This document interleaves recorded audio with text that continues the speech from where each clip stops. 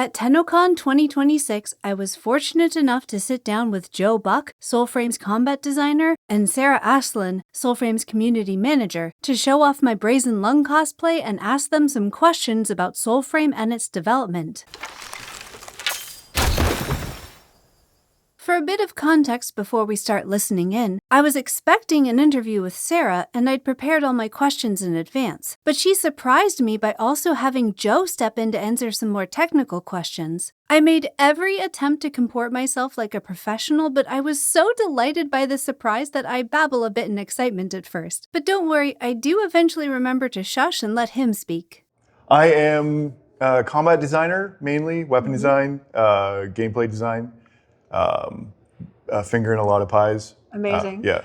It's going to be tough for me to just stick to the planned interview questions because... Do whatever, yeah. Well, let's make sure that we cover those things. Okay. All right, so first off, I'm sure everyone is really excited about temper changes that are coming. What is the future vision for the temper system and how you want that to feel? We will break down what it's going to be in the dev stream on Saturday. I could do a little bit right now. This is going to probably air after the dev stream. Yeah? Okay. Basically just a chance to replace the tempers on the weapon with tempers that you have recovered by dismantling other weapons. And then just replace one. So it's like you collect the tempers. Yeah, you get essentially like a codex of tempers. And then once you have that library of them, you can replace tempers on weapons that you have reached a level 30. I love that system, right? So it still gives people an incentive to collect all the tempers. Will it be specific to grip type? It will have to, you're not going to be able to put casting tempers onto a melee weapon and that kind of stuff. So yes, there will be certain filtering going on. We want you to use every weapon, right? Just in the way that you want to use every weapon because of Envoy rank, right? So you just want to increase that. So we don't want you to spend a lot of time getting these weapons to exactly where you want them, because we want you to move on to the next one. Right. We want you to put your favorite weapon up on the wall, go work on the other weapons, and then come back and take that one down for when you run Koga, right? And that kind of stuff. So we don't want it to make it too hard and too much of a grind for you to replace those tempers. Sure. Yeah. Or, build 6 bows for every possible advantage, Okay. right? Yeah, if you want to do Listen, it's fine. Okay, so how is the team feeling about virtue attunement normalization on weapons? I think it's where it is right now is in a fairly good place. You've all discovered that grace gives you a little bit extra, and that kind of stuff. I think they're in a good place. I think from a virtue standpoint, I think spirit is a bit weak right now. We're just looking for other things that we can add for that. Grace is doing well in the way that we wanted you to make you a great, like a glass cannon running that kind of build. Courage is still very strong. It still makes you very much a tank. It gives you a ton of health. And a lot of the armors are tuned to courage, which gives you a ton of defense that way. So yeah, I think virtues from that direction, I think, are in a good place. The trade-off in damage for the split virtue bows versus the full grace bows, or kind of that's at the place that you're looking for the trade-off. It is, because you can dump in the joineries, which need a rework. I want to revisit how they work. Oh, interesting. But you can make every bow can be a grace bow, right? So for definitely. now, if I could get more into the weeds with bows, things like our alt fire and our arrow rain is a very difficult ability to balance because it's available all the time. Right? That, to me, that was a better rune. Like the rune that we made doing that is a far better use of that kind of ability. And because there's so many hits, it's a smite farm, right? Using that, and that's one of my focuses is what we want to do with smite, and the orbiting blades. They're another smite farm, which makes them the best in slot for that kind of stuff, and especially because they're passive. We throw them, and you can go do other things, and it's just going to farm smite for you. I would revisiting that. I know the community is not a big fan.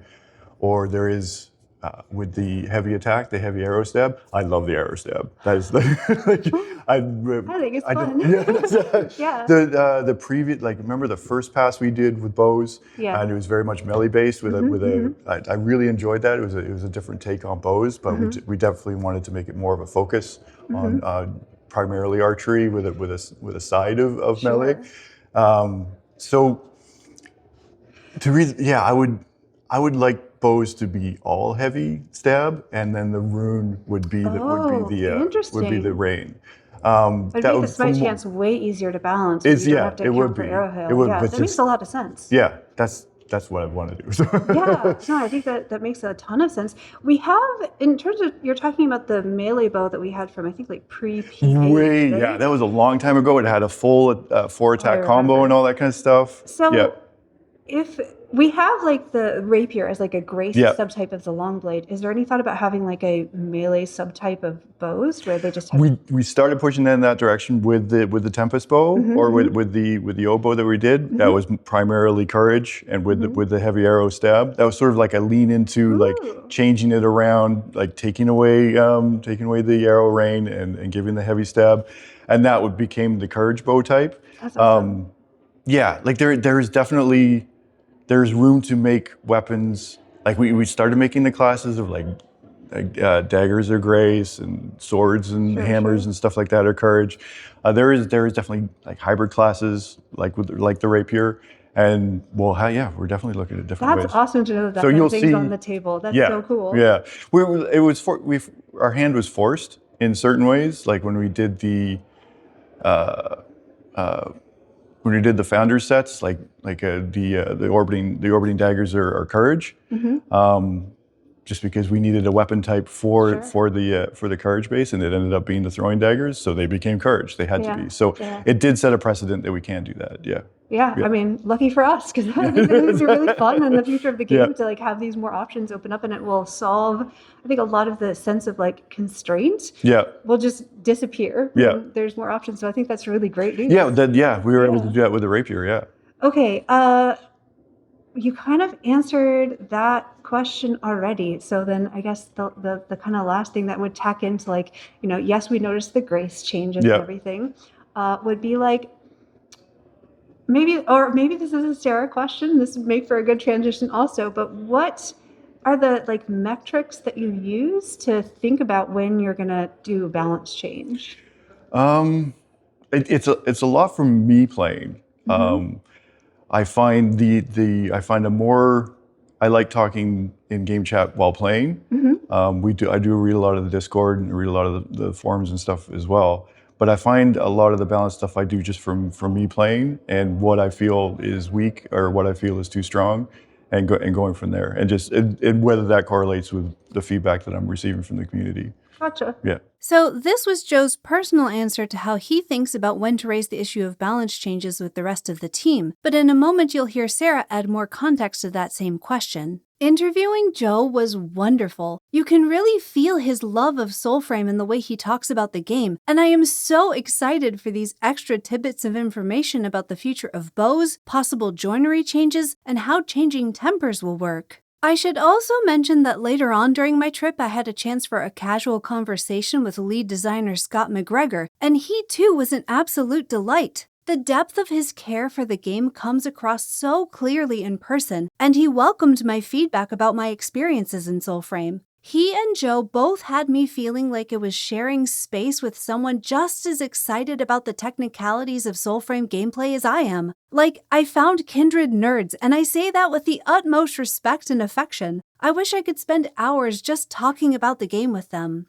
It's great to hear that the devs are looking at more tweaks to keep virtues balanced. The impression I got wasn't that we're headed for another full rework, as I've heard some folks worrying about, but rather that there might be some balance changes to our existing virtues to make sure all builds have a viable place in the game.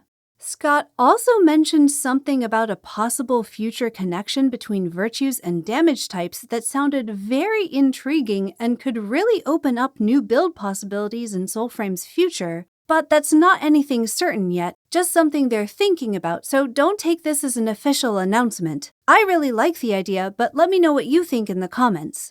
After shifting things around a bit, the interview resumed with Sarah, and she picked up right where we left off with Joe.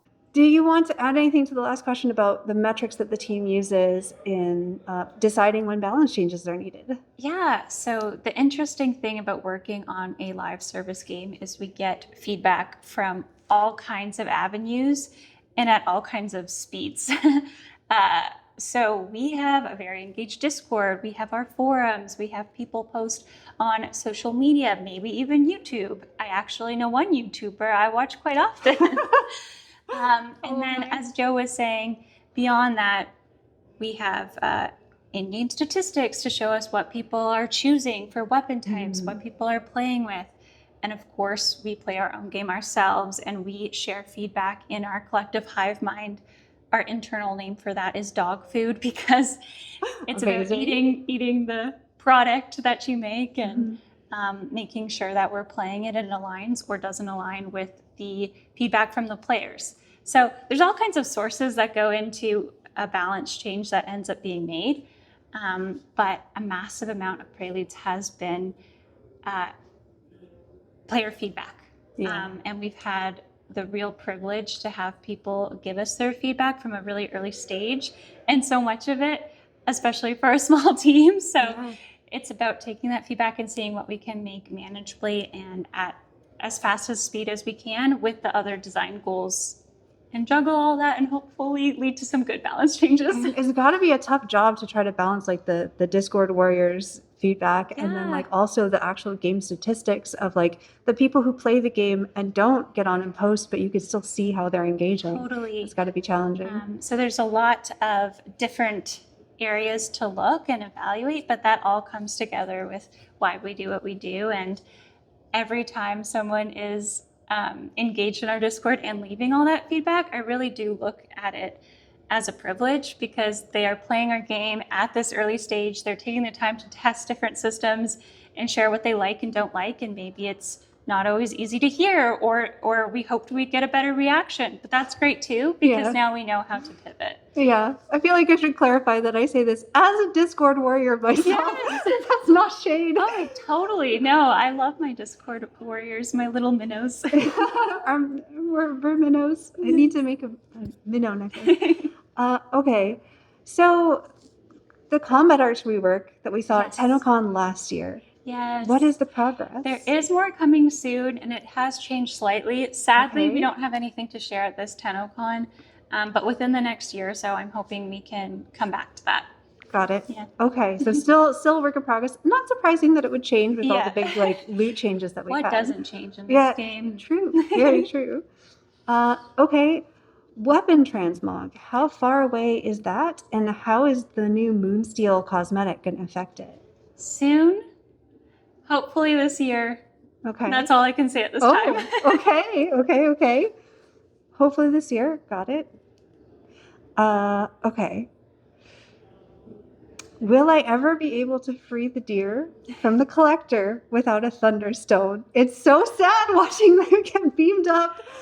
Never say never, but perhaps you can find some things in this year's live demonstration at TennoLive that might show you a little bit. Oh my gosh. Okay. Something. Well, people who are watching this interview now already know. Yeah. So you know what I am now really excited to see. We have a couple moments that could answer that question in a way. So we'll talk about Okay, that. cool.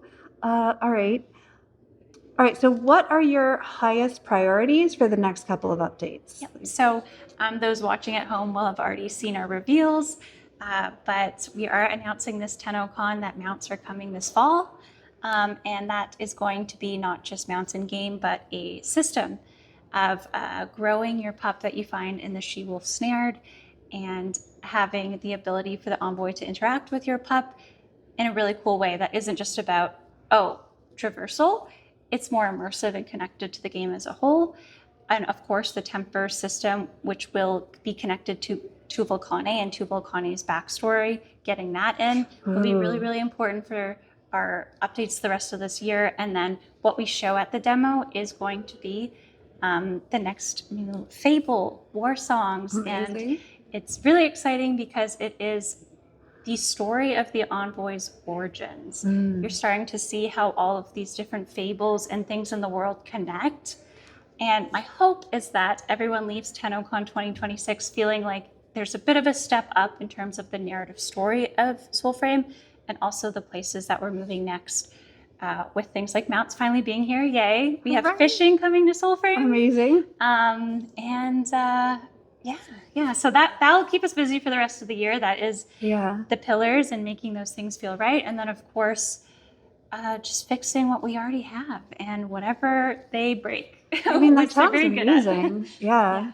Awesome. All right. Well, I have one more question that I have to ask, because if I came all this way and didn't at least ask, I would regret it forever. How do I audition for a role in Soulframe? The official answer is to keep an eye out for official opportunities as they pop up. I'll see if I can get a word in with the big guy. Yes. There we go. George Spanos. Listen, you know what? I was not expecting anything at all. But it's one of those things like, hey, if you never ask, you never know. Every day I ask George to let me be in the game, and Yeah. so far, no luck. But we'll see. Come we'll on, see. George, please. And we need a Come puff and on, spirit guy. George. Okay, one thing I have to clarify here about that question at the end is that I'm certainly not expecting that I could have a major speaking role in Soulframe. This game has premium talent like Jennifer English and Ben Starr, and I in no way think of myself as their equals. I just want to be a random NPC somewhere that says a line or two as envoys pass by, like, "Don't forget to check your fletchings. Wouldn't want an arrow flying off into an ally."